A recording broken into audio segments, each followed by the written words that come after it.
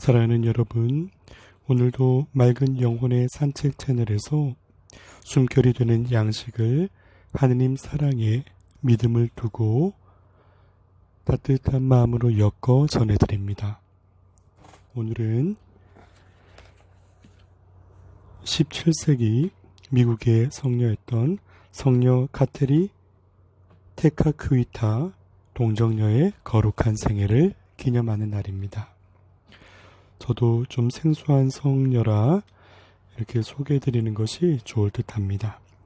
성녀 카테리 테카크위타는 1656년 미국 뉴욕주 오리스빌에서 그리스도교인 어머니 알공퀸과 비그리스도교인 모 그족 추장 사이에 태어나서 14세 때 부모를 잃고 1676년 결국 개종을 하게 된다 합니다. 동족들의 조롱과 학대에도 주님께 의탁하며 온전한 기도와 보속의 삶을 살면서 병자와 노인들을 보살피다 겨우 4년 후인 24세의 젊은 나이에 세상을 떠난 그녀를 향해 사람들은 모호크족의 백합이라 칭송했고 1980년에 이르러서 교황 요한 바오로 2세에 의해서 시복되었던 분으로 알려져 있습니다. 거룩한 생애, 주님을 위해서 새로운 도전에 어려움들을 감수하면서 선택한다는 것. 그것은 분명 많은 고충이 따르는 길이지만 그 길이 맞다고 확신할 때에 주님 안에서 이루어지는 자비를 믿고 내디딜 그런 용기가 참으로 부럽게도 느껴집니다. 오늘 이 성녀의 생일을 기리면서 저는 오늘 말씀과 함께 이런 묵상에 잠겨봅니다. 우리 함께 마음으로 대답을 해볼 수 있을까요? 삶에서 가장 두려운 것은 무엇인가? 나를 나약하게 하는 것은 어떤 것인가 하는 질문에 대해서 말입니다. 어쩌면 이 두려움 앞에 맞닥뜨리는 태도는 내가 주님의 사랑과 어떠한 환경 안에서 내 영혼을 성장 성숙시키면서 내 의미를 뿌리내리며 살아왔나 하는 자존감과 직결되는 문제가 아닌가 합니다. 많은 것이 두렵게 하지요. 오늘 제1독서처럼 유다임금 아하즈에게 권세로 그 삶의 터전을 침범하는 아람왕 앞에서의 여러 감정들에 대해 예언자의 말씀을 통해 비추어 주실 그런 삶의 용기를 일깨워주는 대목을 만납니다. 나는 과연 그럼 어떤 두려움이 큰가? 사람의 지위나 권세, 그리고 그 앞에서 내가 굴복할 수밖에 없는 위압이 두려움일까? 내가 엮어가는 인간 관계에서 경험하는 상처를 대면할 때 나는 두려운가? 혹은 이 모든 일의 원인이 나 자신의 잘못이라는 내 탓의 죄책감과 우울감 앞에서 힘이 드는가? 심지어 자신감을 상실하는 데 따른 위축된 마음이 나를 더욱더 힘겹게 하는가? 혹은 나에 대한 타인의 평가의 지수가 어떠한가에 긴장되고 혹은 타인의 무관심에 의해 소외될 때가 힘겨운가?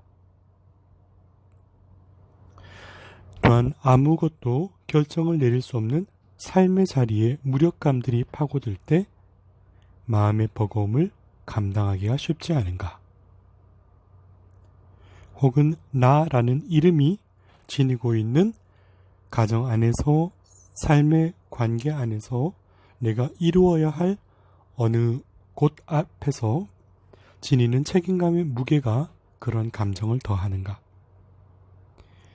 아니면 마치 지금 이 시대처럼 아련하고 아득한 불안의 현실이 나를 그토록 두렵고 나약하게 하는가? 이런 모든 질문과 응답 사이에서 오늘 이사야 예언자의 말씀을 새겨봅니다. 이사야서 7장 4절 제일 독서 가운데 이런 말씀이 비추이네요. 진정하고 안심하여라. 두려워하지 마라. 연기만 나는 장자 끄트머리에 지나지 않으니 내 마음이 약해지는 일이 없도록 하여라. 나를 불태울 기세로 달려들지만 연기만 나는 장자 끄트머리에 지나지 않는 것이다. 나에게 다가오는 어떠한 것도. 저는 이렇게 오늘 말씀드리고 싶습니다. 하느님께서 빚어내시고 심어주신 내 삶과 영혼을 상처 입힐 권리는 누구에게도 없다. 강신주님이 쓰셨던 책 제목에도 상처받지 않을 권리라는 책이 눈에 띄더군요. 우리는 모든 그런 권리가 있음을 기억했으면 좋겠다 하는 거예요. 오늘 주님께서 이 독서의 끝 무렵 이사야서 7장 9절에 너희가 믿지 않으면 정녕 서 있지 못하리라 하고 전해주시지요. 이것은 상처를 받는 쪽이라고 나 자신을 생각하거나 상처를 주는 쪽이 되었다 할 때라도 똑같이 적용되는 말씀입니다. 상처를 받는 쪽이라 하더라도 나는 상처 받지 않을 권리가 있음을 믿지 못하고 두려움 앞에 나 자신을 저버리면 나 스스로 내 삶을 무너뜨리게 되고 서 있지 못하게 되는 어리석음일 테니까 말이죠. 그 나약함이 우리가 극복하기 쉬운 것은 아니지만 내 인생 주님께서 주신, 주님만이 주실 수 있는 귀한 것이라는 것을 마음속에 다시금 새기며 용기를 내었으면 좋겠습니다. 또한 상처를 주는 쪽이라 하더라도 이 말씀은 날카로운 칼날처럼 우리 영혼을 벼리는 데 쓰여집니다.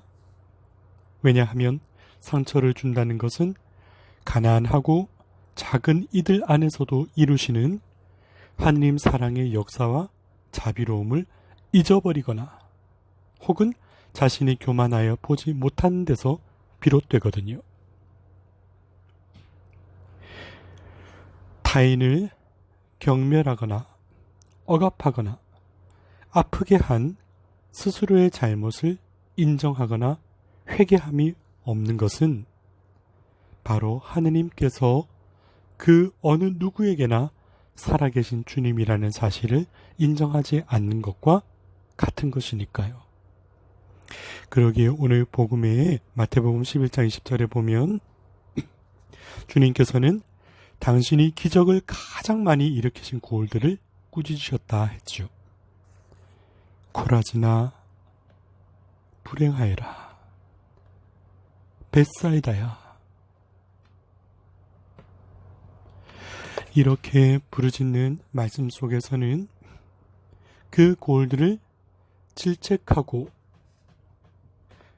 야단치기 위해서가 아니라 이렇게 마음을 일깨워서 너희 마음속에 다시금 정의와 신뢰와 공정과 사랑과 배려가 강물처럼 흐르게 하여 너 자신도 좋은 일, 선행을 할 수 있는 복된 사람이란 것을 일깨우고 싶다 하는 주님의 어머니와 같은 아버지와 같은 간절한 호소를 볼 수 있는 대목이라 하겠지요.